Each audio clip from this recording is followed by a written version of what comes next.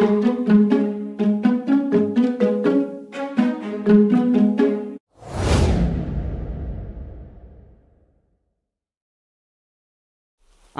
নিয়ে বাজার গরম, তার মধ্যেই মোহনবাগানে ফিরতে চলেছে মোহনবাগানের প্রাক্তন অধিনায়ক প্রীতম কোটাল।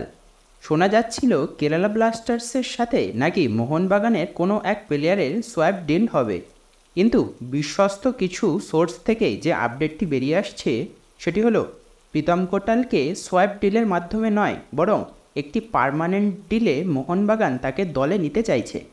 প্রীতম কোটাল এখন ডুরান্ড কাপের প্রস্তুতি নিচ্ছে কেরালা ব্লাস্টার্সের হয়ে, আর কিছুদিনের মধ্যেই তার ডিলটি সই হয়ে গেলেই সে মোহনবাগান শিবিরে যোগ দেবে।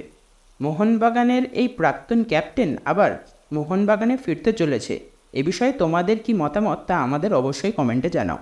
ভিডিওটি ভালো লেগে থাকলে চ্যানেলটিকে সাবস্ক্রাইব করো এবং পাশে থাকা বেল আইকনটিকে অন করে রাখো।